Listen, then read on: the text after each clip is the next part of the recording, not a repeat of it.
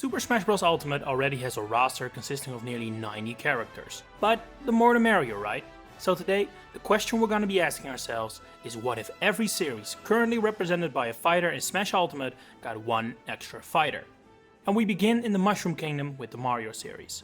I'm sorry to the many people who are dying for Waluigi to be added, but I'm afraid he will be missing out, simply because I think there are more likely candidates than him. After all, Waluigi has very little original material to go off, and while he could be introduced as representation for the Mario sports games, I think rebuilding Daisy to fit that role would make a lot more sense if that's an angle the team wants to take. So, who are my two candidates then? Well, the first is Toad. Not only has he been a mainstay in the Super Mario series since his introduction, he's also been playable in a large number of main series games, something Waluigi definitely has not. The Captain Toad angle also allows for him to have a unique moveset, perhaps without jumping, and represent another side series of the larger Mario franchise. Simply put, if Piranha Plant can make it in, I don't see how Toad is left on the sidelines. That said, Toad did lose out to the other candidate, my pick for a new fighter for the Mario series, being Paper Mario. Now, if you've never played these games, you may think Paper Mario is simply Mario's Toon Link, but that's far from the truth. Paper Mario would have a completely different moveset from regular Mario, with all kinds of paper-based abilities and potential for partners to help him out. Not only is Paper Mario one of Mario's most successful spin-off series, it also builds a world in a way most Mario games don't, something that can be very useful to help set him apart from other picks from the franchise. Our next series, The Legend of Zelda, also has two candidates duking it out for a spot on the roster, with Tingle and Impa being by far the most likely candidates. Both can be considered the fourth most relevant character of the series, even if they're both miles behind the Triforce trio. My choice ended up being Tingle, however, and that has everything to do with moveset potential. Impa is probably the more realistic pick, especially because she could be a relatively easy echo fighter of Sheik, but where's the fun in that? Tingle has a lot more potential for a goofy and fun set of moves, so let's give him that extra spot. Let's look at some extraterrestrial picks next, starting with Metroid, arguably our hardest series yet. It's a series with little relevant characters after all of whom have already been added to the game. Mother Brain and Kraid are probably next up on the list, but if you thought Ridley was too big for Smash, these two are next level. Sylux has been propped up to get an important role in the upcoming Prime 4, but adding him now would be premature, and the titular Metroid enemy doesn't really feel like it would fit a game like Smash, even if it's iconic enough. And so, lacking in options, I decided on Ravenbeak, the main villain of Metroid Dread. Does he deserve it? Probably not. But in a series so low on suitable characters, his recent relevance is a big boost, in addition to his body type and fighting style fitting Smash Bros. A much easier series to decide for is Star Fox, with Crystal being by far the most likely candidate. Not only is she an assist trophy already, she's also much more of a fighter than her biggest competitor, Slippy Toad, is. F-Zero is another relatively easy one for the same reasons. Seeing as Smash Bros is really the only way F-Zero characters are still somewhat relevant these days, Samurai Goro is several laps ahead of his competition, thanks to his role as assist trophy. Arguably even easier than these past few is Kirby, with Bandana Waddle Dee already having a pretty good chance of getting added outright, I think, let alone when the series is getting a guaranteed extra spot. A much more difficult series is up next, being Pokémon. I think we can all agree that Scarlet and Violet are the games we want to pull from, but that doesn't mean choices are slim. Looking at the starters, I think Meowscarada would make a lot of sense, especially since a grass type is all we need to complete the trio alongside Greninja and Incineroar. Other candidates are Tinkaton, which has proven itself to be very popular with fans, or Koraidon and Miraidon, the first box legendaries I could see being added to Smash for generations on end. My final choice is another legendary, however, an even more recent one, being Ogerpon. Because of its role in the Teal Mask DLC, it's a Pokémon with a lot of character behind it, and considering its attack styles based on martial arts, it would fit Smash very well. The different masks could also play into the equation in a fun way. I'm thinking in a similar style to Shulk, for example. So, Ogerpon is my pick, but this is a very contentious spot, so a lot of other candidates have strong cases as well. We revisit the larger Mario universe now, with Donkey Kong, Yoshi and Wario. Those first two are easy decisions, I would say. Dixie Kong is ahead of Funky and Cranky Kong, especially when considering the still persisting lack of female characters in the roster, and Poochie is very clearly Yoshi's number 2 at this point in the series. Wario is a more tricky case, with a large cast of characters that are all on relatively equal standing. That said, I think Mona, Ashley and 9V have the best papers. Mona because she is usually the first character to appear after Wario, Ashley because of her popularity, especially in Japan, and 9V is a bit of a wild card, as that's based more on his role in the WarioWare games as a Super Nintendo fan, which would fit Smash very well of course. But I think popularity is the most important factor here, meaning Ashley wins out. And to just very quickly wrap up the original Smash Bros. 64 series, we have Ninten, who is by far the most logical pick as a new rep from the Earthbound series. And that means we can move on to Melee and the free series it introduced, beginning with Fire Emblem. Based on recency, it has to be a Leer, even if I would personally much prefer Edelgard, Dimitri and Claude be added. If they can work together as an Emblem and Engage, why not a Smash? But I want to keep my choices somewhat realistic, so a Leer it is. Which means we arrive at two nightmares of series to pick for, being Game & Watch and Ice Climber. I guess with Ice Climber a polar bear is the most sensible choice, seeing as it's the most prevalent enemy in the series, and the condor that always picks up Popo and Nana at the end of stages doesn't really work as a fighter in Smash. For Game & Watch, the big problem is that the playable Mister is already an amalgamation of different characters, meaning it's basically impossible to add a new pick without breaking him apart. So I think the easiest way to do that is by promoting his final Smash Octopus into its own fighter. An octopus and a polar bear as newcomers in Smash, truly a great day for all you animal lovers watching. Let's go back to some bigger Nintendo series now, which make for much easier decisions. Take Animal Crossing for example. Surely we can all agree that spot has to be Tom Nook's, right? Pikmin is similarly simple, with the protagonist of the recent Pikmin 4 being by far the most logical pick. Give them access to the new Pikmin and Ochi, and they can easily set themselves apart from Olimar. Xenoblade is another comparable case, with Noah and Mio from the recent third entry being the logical picks. Perhaps another tag team like Pyra Mithra?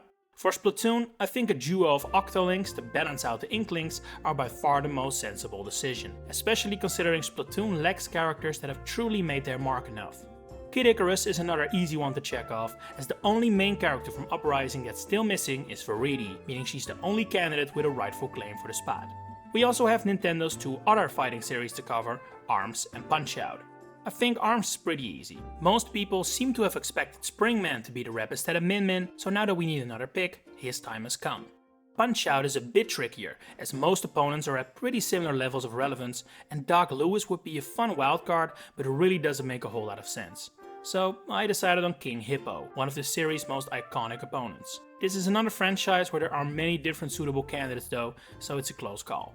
Before we head over to the third party series, we need to wrap up the smaller Nintendo series. Because that's basically impossible for some of these, I decided to think out of the box a bit, so hopefully you can at least somewhat follow my train of thought here. We're gonna start with the Miis, who may have been labeled as Super Smash Bros. Original characters, but I've always seen them as representatives of the Wii line of games, with Wii Sports as flagship of course. In that light, I settled on the avatars, or characters, whatever you want to call them, from Nintendo Switch Sports.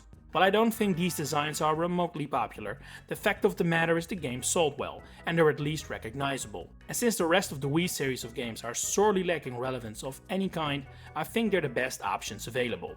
I want to tackle Wii Fit in a similar way, since I think it's fair to say Ring Fit is a spiritual successor to that short series.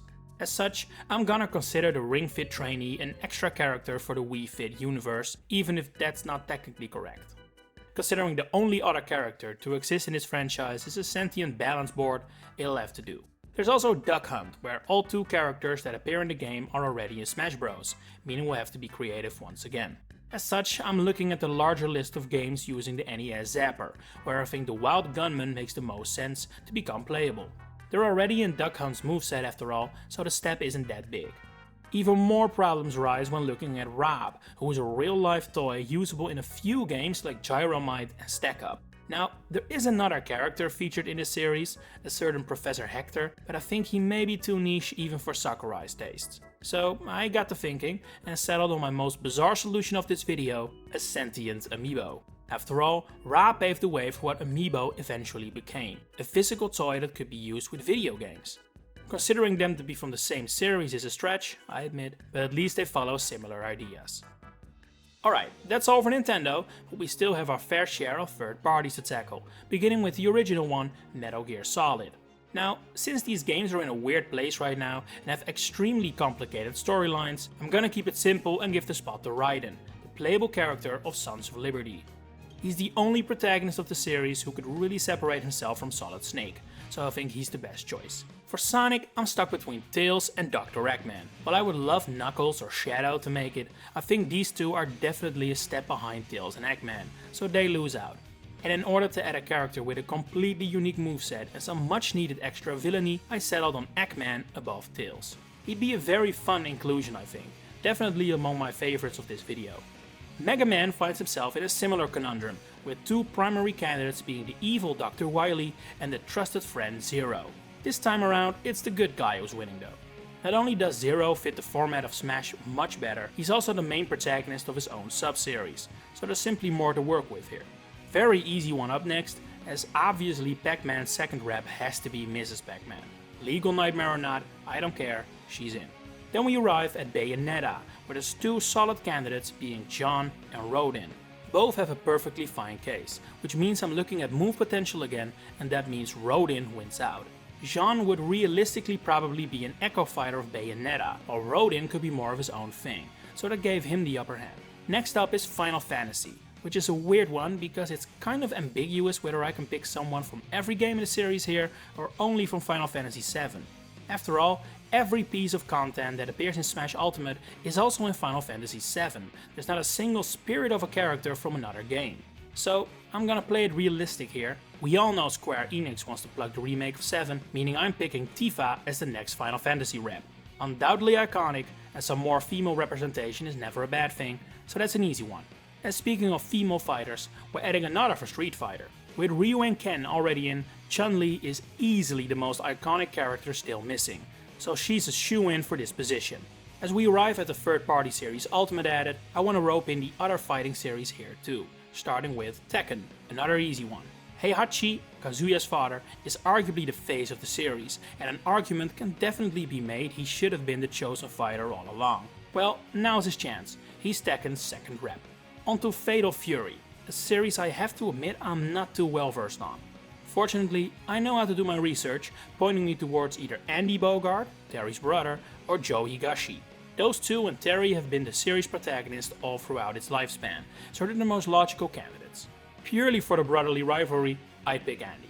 But if Joe makes more sense, please let me know. Alright, back to series I'm familiar with, like Castlevania, where we once again face a familial dispute.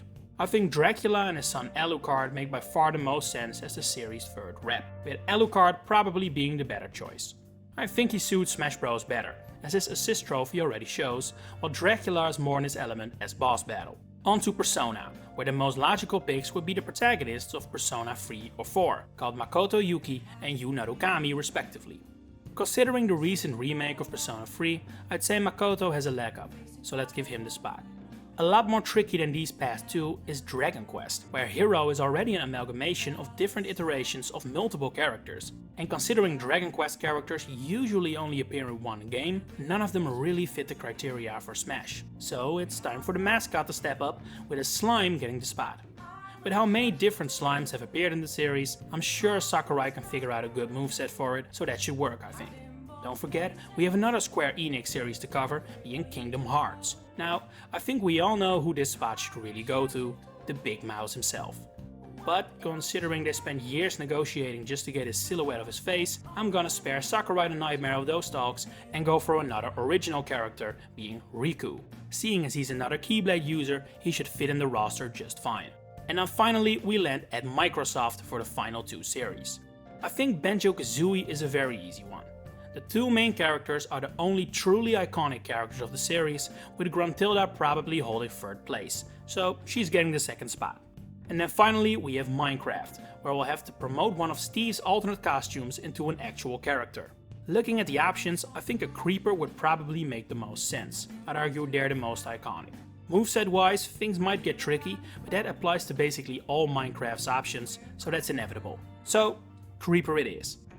And with that, we have given every series in Smash Bros a new fighter. I would be very surprised if all of you agree with my many picks, so please let me know your choices in the comments down below. If you enjoyed it, please consider liking this video and subscribing to hear me talk more about Nintendo and Smash Bros. You may also want to check out my channel description with links to my other channels to cover specific Nintendo series you might also be a fan of. For now, thanks for watching and enjoy the rest of your day.